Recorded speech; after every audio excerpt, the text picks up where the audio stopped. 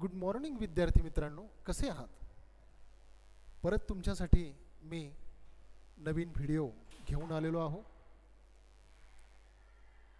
आनंद व्हिडिओमध्ये सर्वांचं मी बांगर सर मनपूर्वक मनापासून मनापर्यंत स्वागत करतो.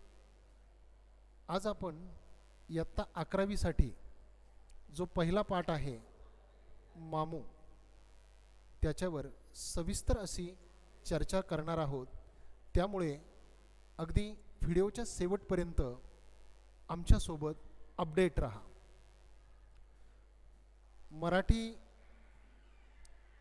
साहित्यामध्ये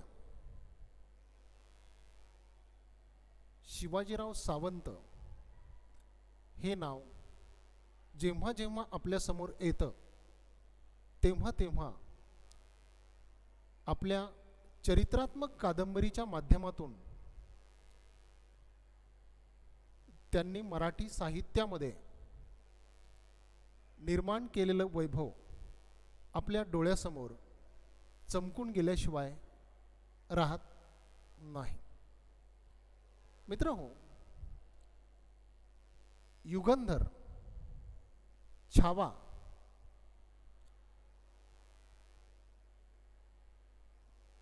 त्याच्यानंतर मृत्युंजय या 3 कादंबऱ्या म्हणजे मराठी साहित्यामध्ये आणि मराठी रसिकांसाठी पथदर्शक ठरलेल्या आहेत.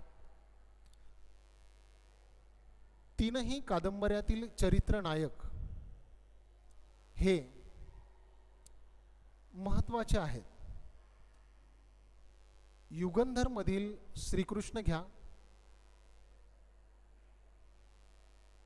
मृत्युंजय मधील कर्ण घ्या, किंवा छावा कादंबरी मधील आपले संभाजी राजे घ्या. 3ही पुरुष शेवटपर्यंत प्राणप्राणाने लढले. त्यांनी एक नवा आदर्श निर्माण केला. परंतु आजपर्यंत संभाजीबद्दलचे मतमतांतरे, श्रीकृष्णाबद्दलची मतमतांतरे आणि कर्णाबद्दलची मतमतांतरे शिवाजीराव सावंतांनी या 3 कादंबऱ्याच्या माध्यमातून खोडून काढली. मृत्युंजय, कर्ण हा कुंतीचा लग्नापूर्वीचा पुत्र. मला पुत्र व्हावा अशी तिची मनोमन इच्छा असते, परंतु लग्नापूर्वी पुत्रप्राप्ती असा अधिकार कोणत्याही धर्माने आजपर्यंत दिलेला नाही. परंतु तिचा अट्टहास असतो. ती सूर्याची तपश्चर्या करते आणि मग कर्णाचा जन्म होतो. पुढे समाजाने नाकारल्यामुळे त्याला कुंती पाण्यात सोडून देते आणि पुढचा इतिहास तुम्हाला माहीत आहे.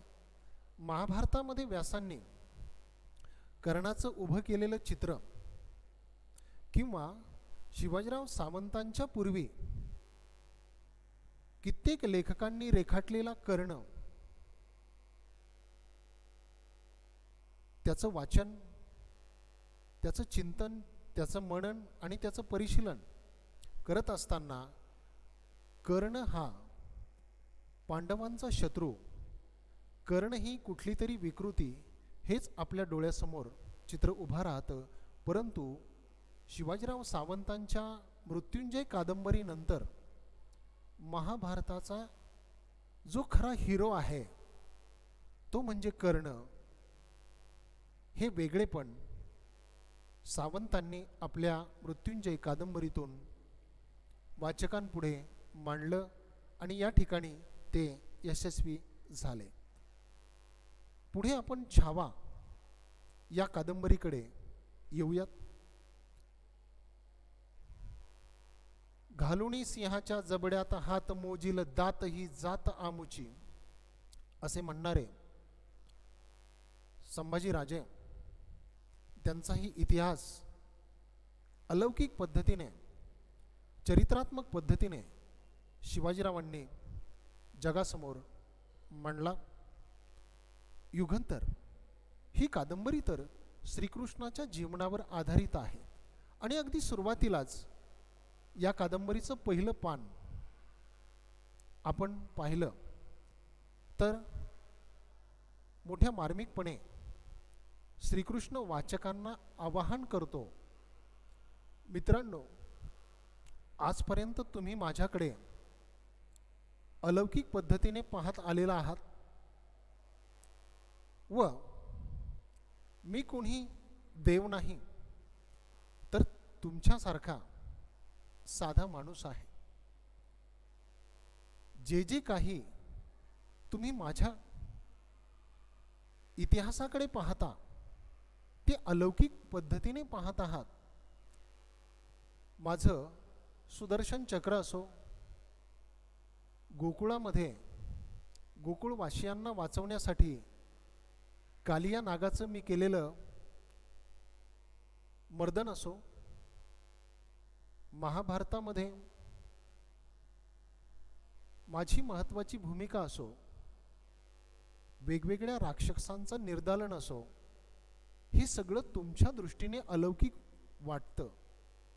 परंतु वाचक मित्रांनो, हे सगळं उभं करताना मला मोठे परिश्रम घ्यावे लागले आहेत आणि म्हणून तुम्हाला देखील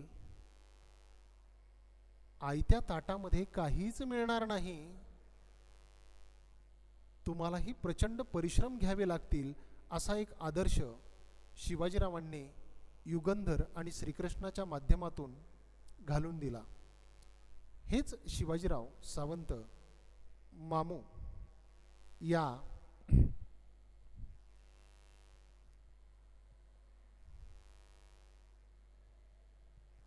छोट्याशा व्यक्तिचित्रणात्मक पाठातून आपल्याला भेटण्यासाठी आलेले आहेत. प्रस्तुत मामू हा छोटेखानी चरित्रात्मक पाठ लाल माती रंगीत मणे या शिवाजीराव सावंत यांच्या मूळ पुस्तकातून आपल्याकडे घेण्यात आलेला आहे. मित्रांनो, हे चित्र पाहिलं का? डोक्यावर आबोली रंगाचा फेटा आहे, चेहऱ्यावर पिकलेली दाढी वाढलेली आहे, अंगात कुर्ता आहे आणि त्यावर साजेन असं निळसर किंवा आकाशी रंगाचं जॅकेट आहे. वरच्या खिशामध्ये एक चेन असलेलं पॉकेट आहे. पाठीमागे मुले आहेत, बाजूला घंटा आहे. ही घंटा खूप जुनी आहे. काय वाटतं तुम्हाला या चित्रावरून? हे चित्र बरंचसं बोलकं आहे. म्हणजे हा व्यक्ती दुसरा तिसरा कुणी नसून शाळेमध्ये काम करणारा शिपाई आहे आणि या शिपाईचं नाव आहे मामू.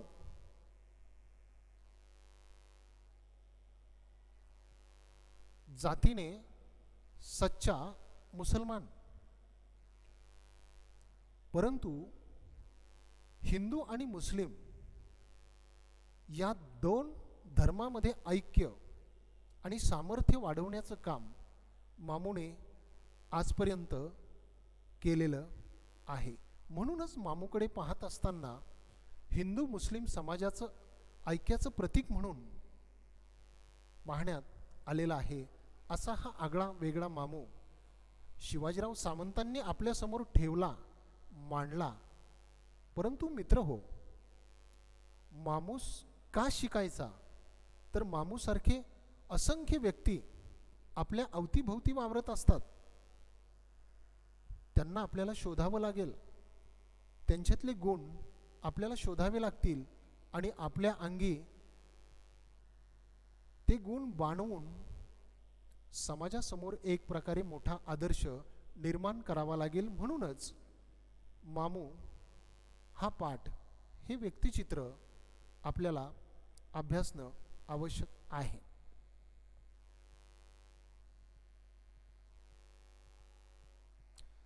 प्रस्तुत मामू या व्यक्तिचित्रातून आपल्याला काय शिकायला मिळते, तर 3 गुण यातून आपल्याला शिकायला मिळतील. एक आहे प्रामाणिकपणा, दुसरा आहे देशाभिमान आणि तिसरा आहे दुसऱ्याबद्दल सेवाभावी वृत्ती. प्रस्तुत पाठ अभ्यासत असताना मामूमधील अनेक गुण आपल्याला दिसतील. तो लबाड नाही, अगदी प्रामाणिक आहे. शाळेमध्ये शिपाई आहे आणि शाळेबाहेर तो बहुरूपी आहे. त्याची वेगवेगळी रूपं प्रस्तुत व्यक्तिचित्रांमध्ये किंवा व्यक्तिचित्रामधून शिवाजीरावांनी रेखाटलेली आहे. हे व्यक्तिचित्र का अभ्यासायचं आहे, तर विद्यार्थी प्रामाणिक व्हावा, विद्यार्थ्यांमध्ये सेवाभावी वृत्ती तयार व्हावी आणि सगळ्यात महत्त्वाचं प्रेम, आदर आणि नम्रता हे गुणसुद्धा विद्यार्थ्यामध्ये असावेत.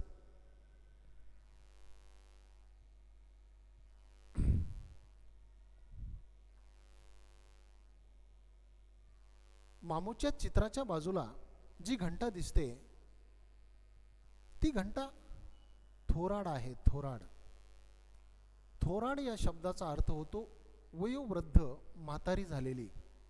आणि लेखकाने अगदी सुरुवातीलाच त्याचं वर्णन मोठ्या मार्मिकपणे केलेलं आहे. घन घन घन थोराड घंटेचे टोल वाजतात आणि मग मामूची इशारत सुरू होते. चित्रामध्ये दिसत असलेली जी छोटी छोटी मुलं आहेत, त्या मुलांसाठी लेखकाने काही शब्दसमूह वापरली आहेत.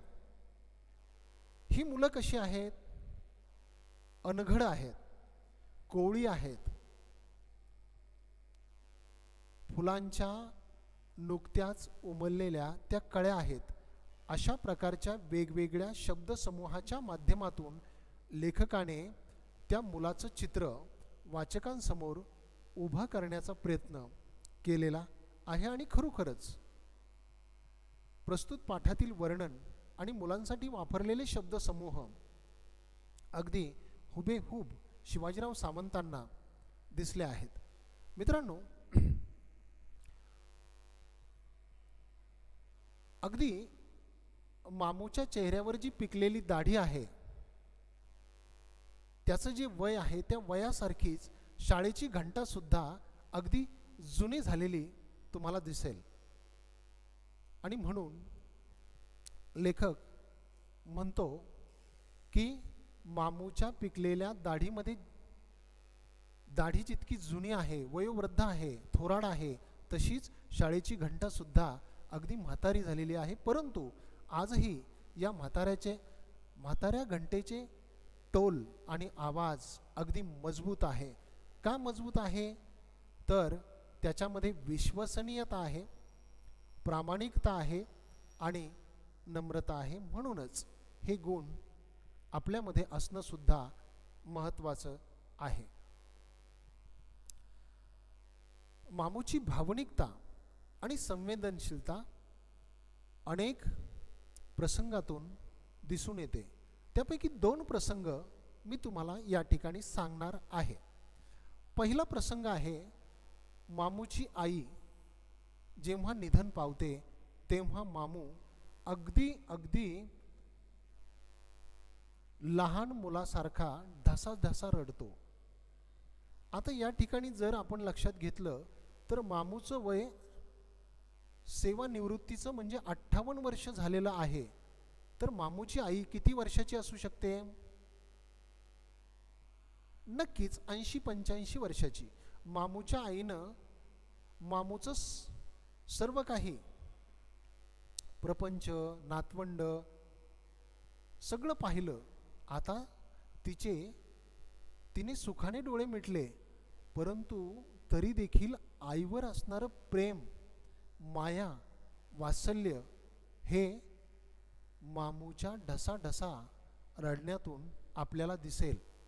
म्हणजे यातून मामूची संवेदनशीलता आणि भावनिकता आपल्या लक्षात येते. दुसरा प्रसंग अगदी मजेशीर आहे.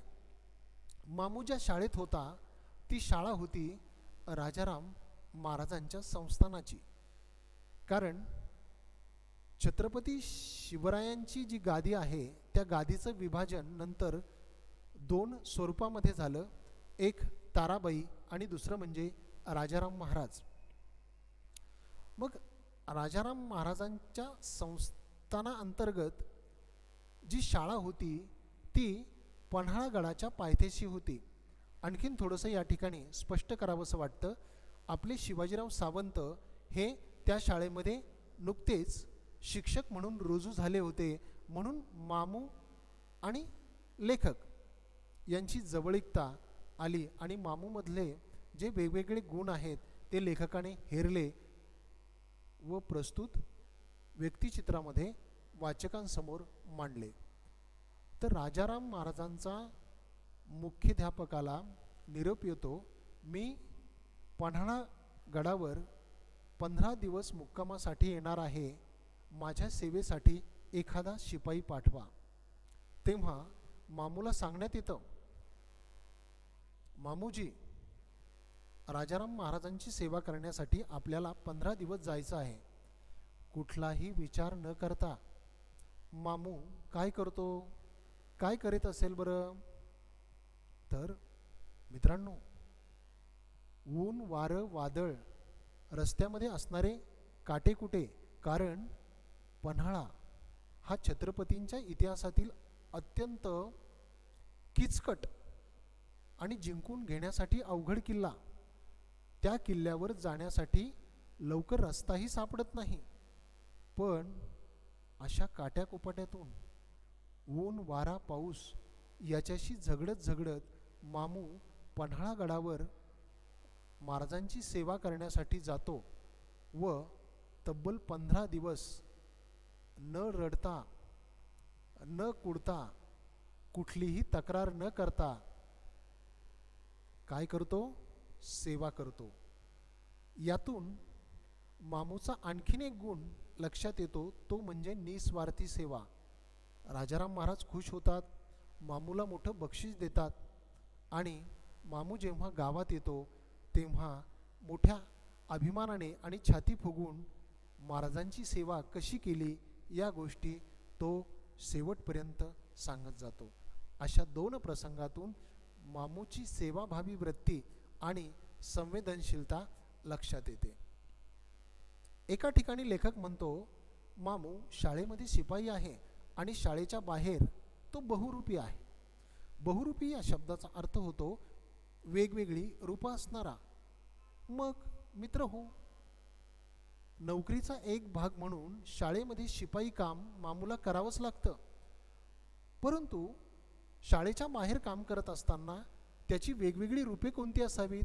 तर या चित्रामध्ये तुम्हाला दिसेल, तो मौलवी आहे, तो व्यापारी आहे आणि तो उस्ताद देखील आहे. शाळेच्या बाहेर तो मौलवीचं काम करतो. मामूला मराठी, हिंदी भाषेबरोबरच उर्दू भाषा उत्तमरित्या येते. जर मामूला कुणी म्हणालं, मामू हमारे बच्चा बच्ची को आप उर्दू पढ़ा सकते हैं क्या? तर मामू न रडता विनासायास तयार होतो. शाळेचं कामकाज करून संध्याकाळी त्या व्यक्तीच्या घरी जाऊन त्यांच्या बच्चा बच्चीला म्हणजे मुलांमुलींना उर्दू भाषा व्यवस्थित शिकवतो. मामू हा चांगला व्यापारी आहे. गावामध्ये असणारे जे व्यापारी आहेत, फळांचे. मामू जर रस्त्याने चाललेला असेल तर व्यापारी त्याला बोलवतात आणि म्हणतात, मामू मी 10-5 मिनटात जाऊन येतो, तुम्ही जरा इथे गल्ल्यावर बसता का, म्हणजे फळाच्या गाड्यावर बसता का विक्री करण्यासाठी. मामू तयार होतो. आणि मित्रांनो, प्रामाणिकपणा हा गुण देखील या ठिकाणी तुम्हाला दिसून येईल. कसा तर 1-2 तासामध्ये जी फळे विक्री झालेली आहेत त्याचे पैसे संबंधित व्यापाऱ्याच्या हातात मामू देतो. तो व्यापारी खुश होतो. अशा प्रकारे तो व्यापारीसुद्धा आहे आणि उस्तादसुद्धा आहे. आयुर्वेदिक औषधांची चांगली ओळख मामूला असल्यामुळे गावात कोणी आजारी पडलं, कुणाचं दुखलं, कुणाचं खुपलं तर प्राथमिक उपचार म्हणून मामू काय करतो, त्याला आयुर्वेदिक औषध देतो आणि तो रुग्ण बरा झाल्यानंतर मामूचे चांगले आभारही मानतो.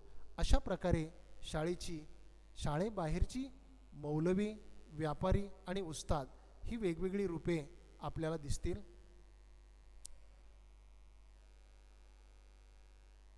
मामूची कर्तबगारी, मामूचा जनसंपर्क आणि मामूचं कर्तव्य या 3 गोष्टी अगदी पाठाच्या शेवटी आणि जाता जाता शिवाजीराव सावंतांनी रेखाटलेल्या आहेत.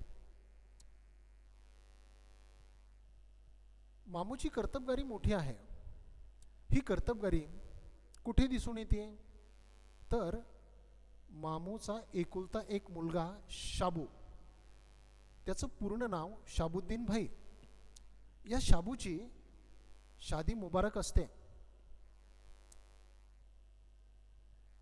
या शादी मुबारक मध्ये मामूचा जनसंपर्क आणि त्यांनी कमवलेली कर्तबगारी, असणारी लोकांची ओळख, लोकांशी त्याची असलेली नाळ लेखकाच्या लक्षात येते. मामूचा जनसंपर्क कसा होता तर फार मोठा होता. एका शिपायाच्या मुलाचं लग्न, तुमच्या डोळ्यासमोर चित्र लगेच उभं राहतं. शिपाई म्हणजे एक मामूली व्यक्ती. मग त्याच्या लग्नाला कोण कोण असेल तर शाळेचे मुख्याध्यापक असतील, संस्था चालक असतील आणि हवं तर शिक्षक, प्राध्यापक आणि आजूबाजूचे नातेवाईक असतील. पण मित्र हो, हे चित्र पाहिलं का, किती प्रचंड गर्दी आहे. शाबुद्दीनच्या लग्नाला मामूचा जनसंपर्क पाहता आमदार, खासदार, डॉक्टर, वकील, प्राध्यापक, वेगवेगळे चित्रकार, नामांकित व्यक्ती, बडे उद्योगपती, शिक्षक, प्राध्यापक, शाळेचे मुख्याध्यापक, संस्था चालक असे सर्वजण पहिल्या रांगेमध्ये बसलेले असतात. लेखक अचंबित होतो, अरे साधा शिपाई, परंतु आयुष्यभर त्याने केलेली जवळीकता, त्याच्यातली प्रामाणिकता, विश्वसनीयता आणि मामूचा समाजाशी असलेला संपर्क याचं सगळं चित्र आणि वैभव मामूच्या मुलाच्या लग्नामध्ये आपल्याला दिसून येतं. मामूचं कर्तव्य मोठं आहे. शाळेच्या बाहेरचं सर्व काम सांभाळून मामू शाळेतलं शिपायाचं काम अगदी योग्य पद्धतीने करतो.